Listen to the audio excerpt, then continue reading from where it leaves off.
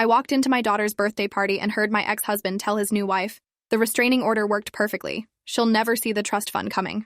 I froze behind the catering table with a tray of cupcakes in my hands. The venue was some fancy event space in downtown Portland that Derek had rented out for Lily's 8th birthday. Pink balloons everywhere. A Princess Castle bounce house. Tables loaded with presents.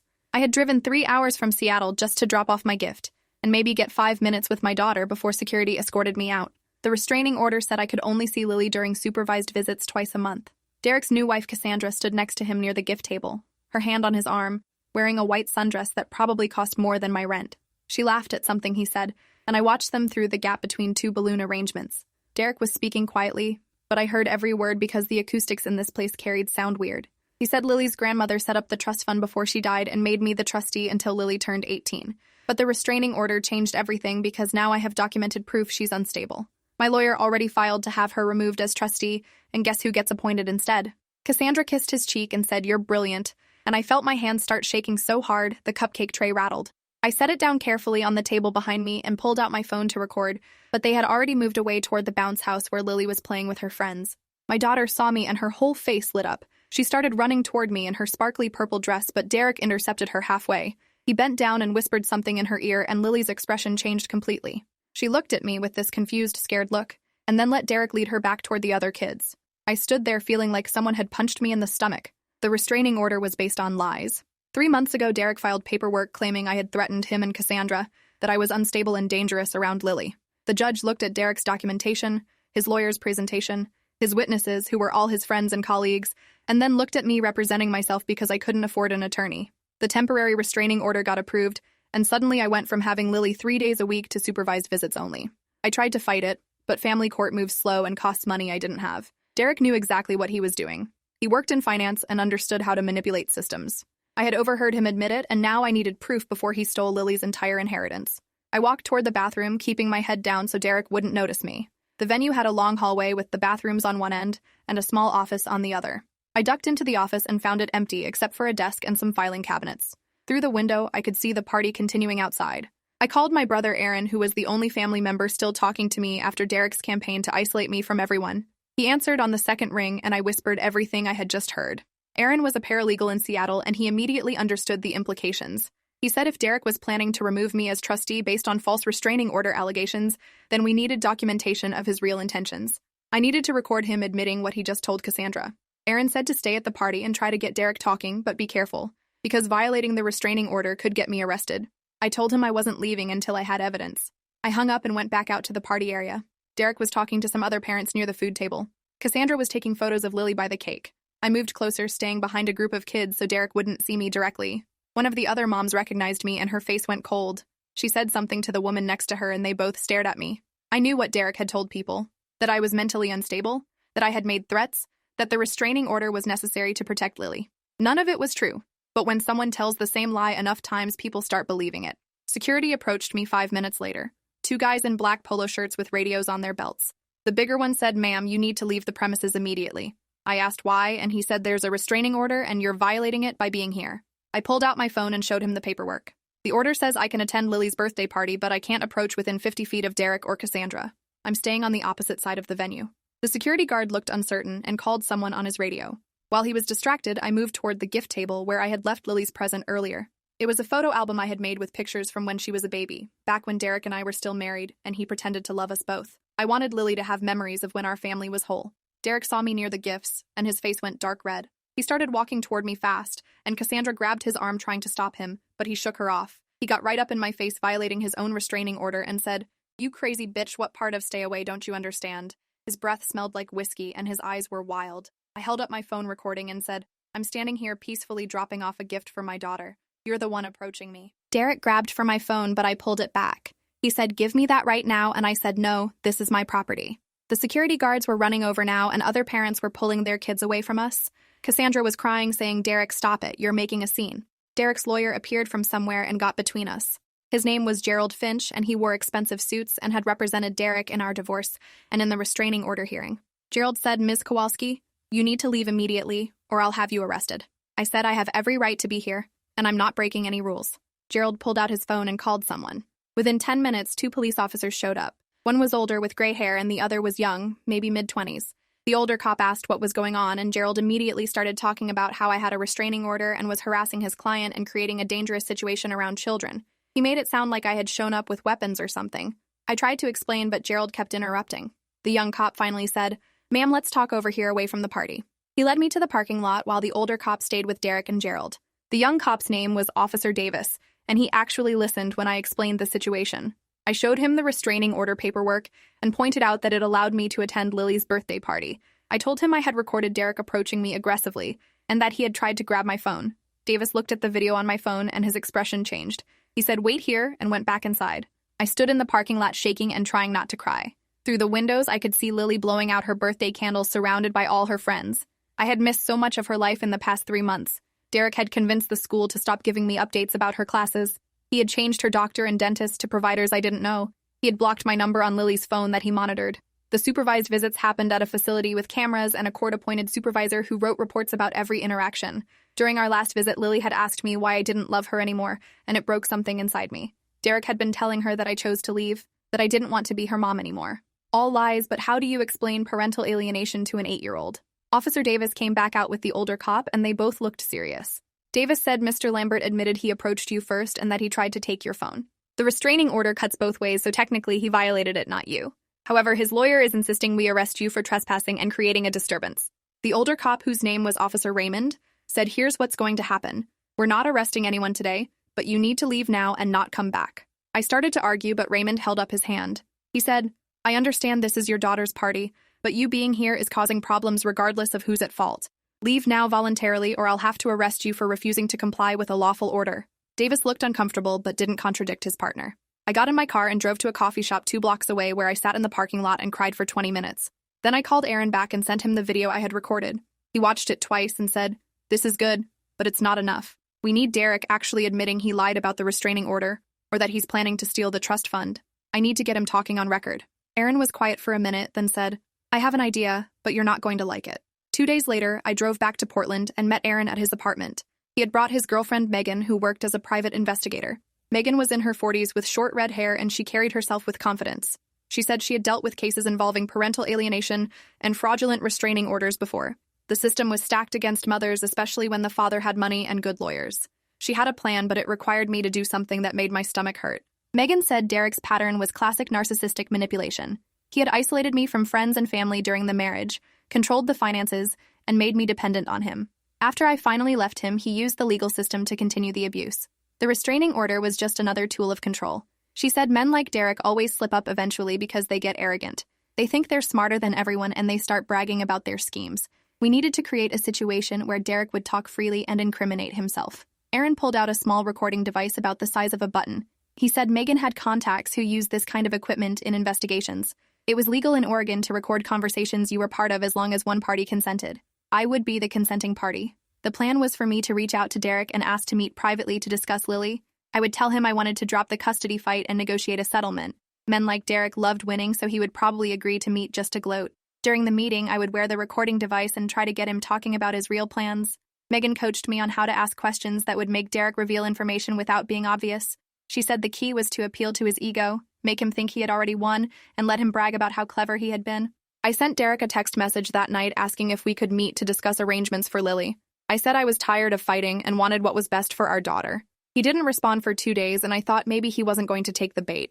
Then on Wednesday evening, he texted back saying, "Fine, meet me at Riverside Park Saturday at 10 in the morning. Come alone." I spent the next 3 days practicing with Megan and Aaron. They role-played different scenarios with Aaron pretending to be Derek. Megan taught me how to redirect conversations when Derek tried to deflect, how to stay calm when he said cruel things, and how to ask follow-up questions that sounded natural. She reminded me constantly that the goal was getting Derek to admit he had lied about the restraining order or that he planned to steal the trust fund.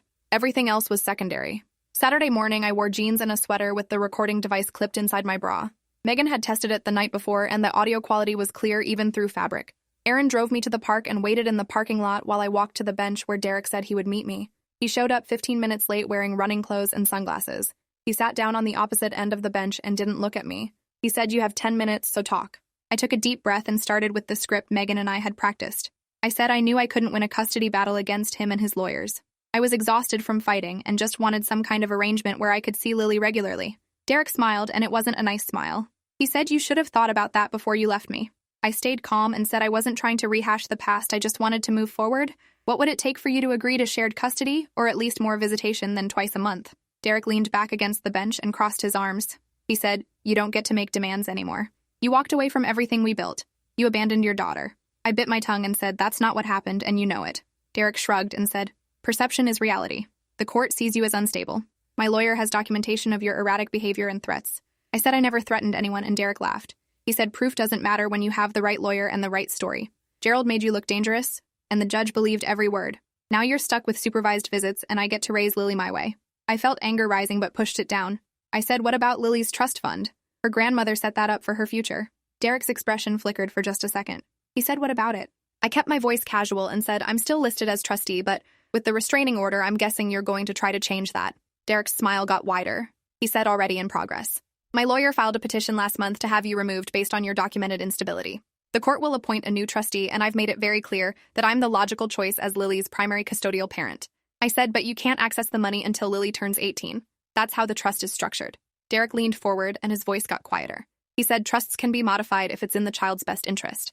My lawyer is already building a case that Lily needs access to funds now for her education and welfare. Once I'm trustee, I can petition to release money early with court approval.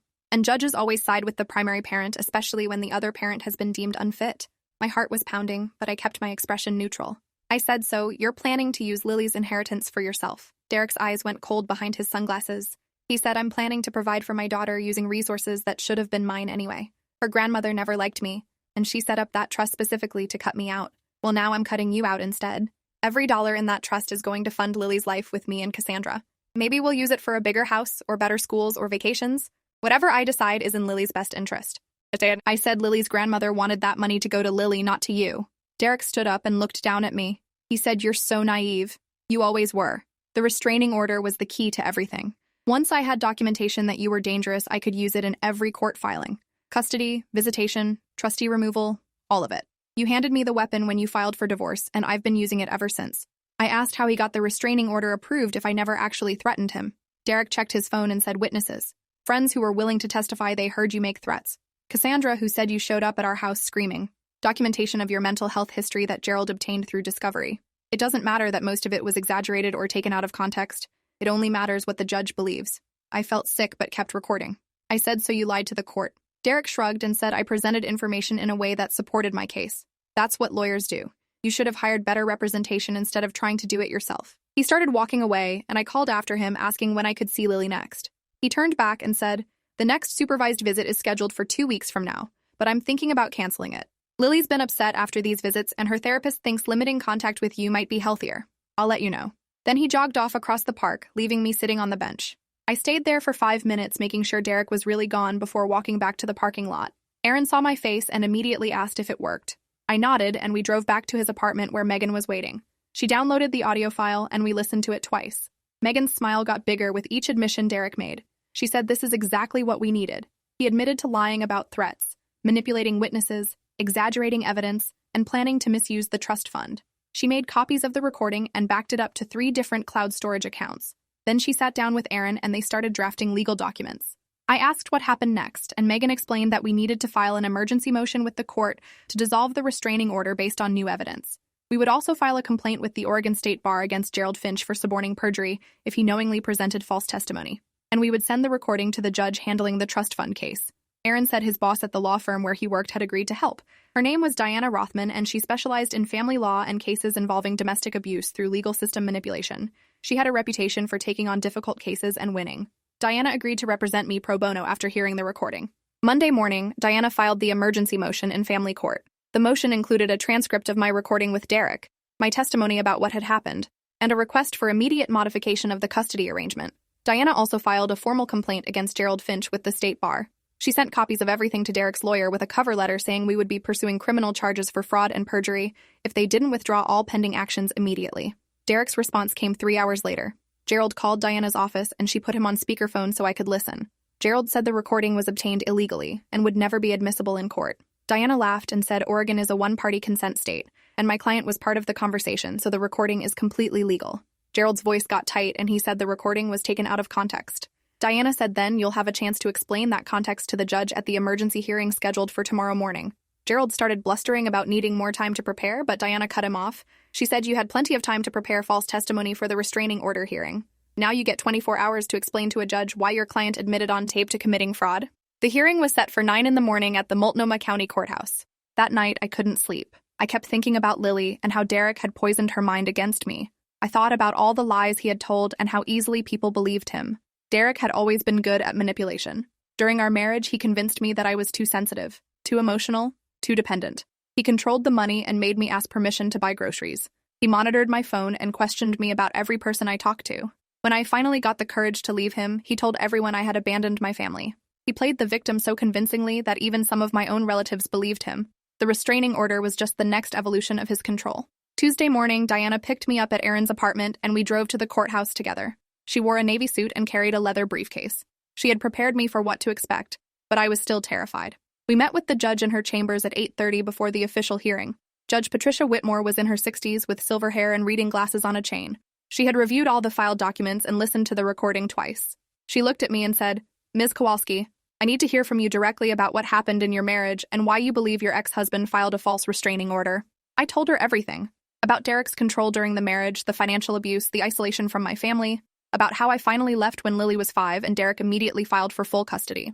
I explained that the restraining order came 3 months ago after I started asking questions about Lily's trust fund. Derek told the court I had threatened him, but it was a complete fabrication. Judge Whitmore asked why I didn't fight harder at the original restraining order hearing.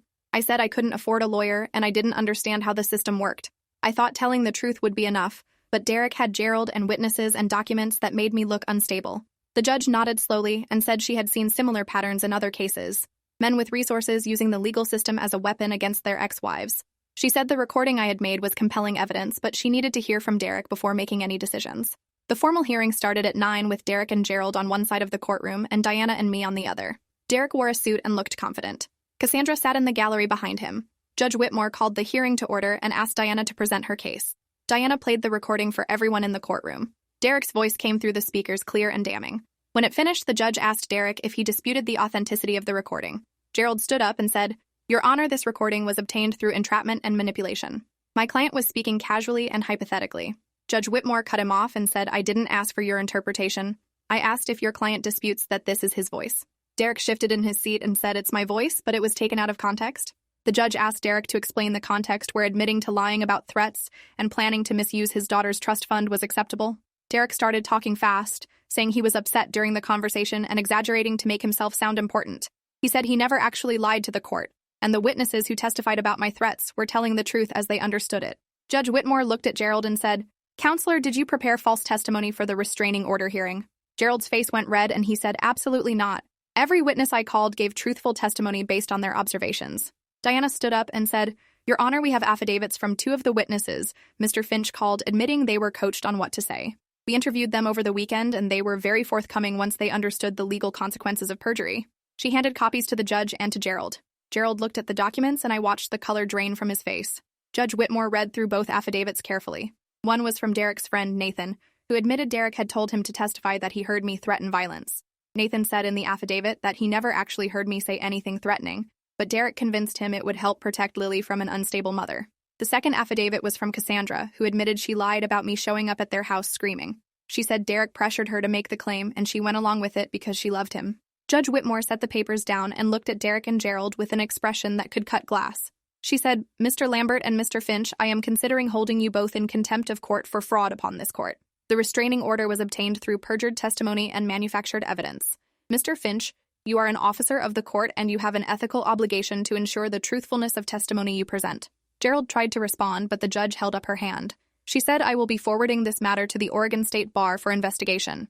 The restraining order against Ms. Kowalski is dissolved immediately, and the custody arrangement is hereby modified." She looked at me and said, "Ms. Kowalski, I am granting you joint physical custody of your daughter, effective today.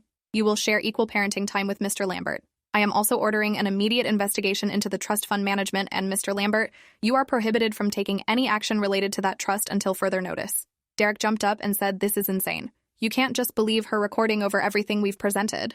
Judge Whitmore's voice went ice cold. She said, "Sit down, Mr. Lambert, or I will have you removed from my courtroom. Your own words on that recording were clear and unambiguous. You admitted to orchestrating a fraud against this court and manipulating the legal system to abuse your ex-wife. You should consider yourself fortunate that I'm not ordering your immediate arrest. The hearing ended, and Diana walked me out of the courtroom. I was shaking so hard I could barely walk. Aaron met us in the hallway and hugged me and said you did it. Cassandra approached us near the elevator looking nervous. She said she needed to talk to me, and Aaron stepped between us, but I said it was okay. Cassandra's eyes were red like she had been crying. She said Derek had manipulated her too. She didn't know the full extent of his lies until recently when she overheard him talking to Gerald about the trust fund. She said she was planning to leave Derek and she wanted to help make things right with Lily. I asked why she went along with the restraining order lies in the first place.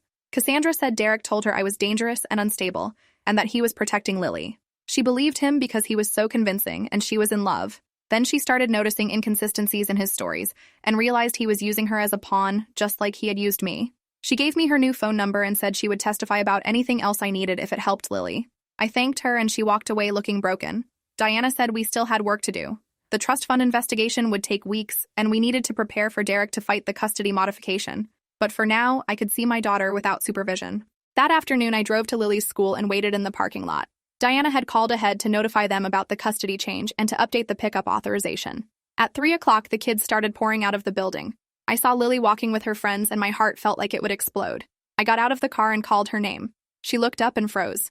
I waved and she slowly walked over with this confused expression. She said, "Mommy, why are you here?" I knelt down and said, "I'm here to pick you up because the judge said I can spend time with you now without the supervised visits." Lily looked uncertain and said, "Daddy told me you didn't want to see me anymore." I felt anger flash through me but pushed it away. I said, "Daddy was wrong, honey. I have always wanted to see you. I've missed you so much." Lily's eyes filled with tears and she said, "I missed you too." Then she hugged me and I held her and cried into her hair. We got in the car and I drove to a park near Aaron's apartment. Lily and I sat on the swings and she told me about everything I had missed. Her new teacher, her friends, the book she was reading. She asked why we couldn't live together anymore, and I said, sometimes adults make mistakes and can't fix them, but I promised her that I would always love her and always fight to be in her life. She asked if I was still sick because that's what Daddy said. I asked what Daddy told her, and Lily said he told her I was sick in my head and that's why I left. I said, "I'm not sick, baby. Daddy and I had problems and we couldn't stay married, but that has nothing to do with you." Lily nodded, but I could see she was still confused. Over the next 2 weeks, I had Lily for half of each week according to the new custody schedule. Derek fought it initially and filed an appeal, but Judge Whitmore denied his motion. Diana said the recording had destroyed Derek's credibility, and no judge would side with him now. The trust fund investigation revealed that Derek had already started taking small amounts of money claiming they were for Lily's expenses, but the receipts didn't match up. He had used over $15,000 from the trust to pay for his wedding to Cassandra and for furniture for their house. The court appointed a forensic accountant who found all the discrepancies, and Derek was ordered to repay every dollar with interest. He was also removed as a potential trustee, and the court appointed an independent financial manager instead. Gerald Finch was disbarred after the state bar investigation confirmed he had knowingly presented false testimony. He tried to claim he didn't know the witnesses were lying, but the affidavits made it clear he had participated in coaching them. Derek faced criminal charges for fraud and perjury, but took a plea deal that gave him probation instead of jail time. The deal required him to complete parenting classes and attend therapy for his control and manipulation issues. It also prohibited him from filing any further legal actions against me without court approval. Lily started therapy with a counselor who specialized in parental alienation. The therapist helped her understand that the things Derek had told her about me weren't true. It was a slow process, and there were days when Lily would repeat something Derek had said and I had to gently correct it without badmouthing him. Diana said the best thing I could do was be consistent and present and let Lily see the truth through my actions. Aaron and Megan became regular parts of our lives. Aaron taught Lily how to play chess, and Megan took her hiking on weekends. Slowly, Lily started to relax and trust that I wasn't going anywhere. 6 months after the hearing, Derek requested a modification to reduce his parenting time. He claimed his work schedule made it difficult to care for Lily as much as the court ordered. Diana suspected the real reason was that Cassandra had left him, and he was struggling without someone to help with childcare. Judge Whitmore granted the modification, but warned Derek that he was demonstrating a pattern of putting his own interests above his daughter's needs. I ended up with Lily 70% of the time, and Derek had her every other weekend.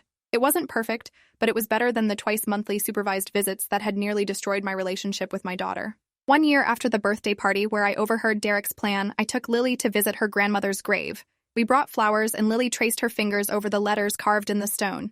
She asked if Grandma was watching us from heaven, and I said I believed she was. Lily said she was glad I was her mom and that she didn't believe Daddy's lies anymore. We sat in the grass and I told her about the trust fund her grandmother had set up and how it was safe now for when she was older. Lily said she wanted to use some of the money to go to college and become a veterinarian.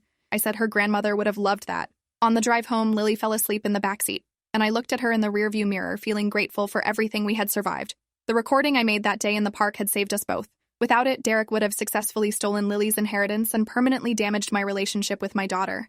Now Lily was thriving in school, laughing more, and starting to trust that I would always be there. Derek had lost almost everything through his own arrogance and manipulation, but Lily and I had gained our lives back. If you enjoyed this, you'll definitely want to see the next ones too. So subscribe now and let me know your take in the comments.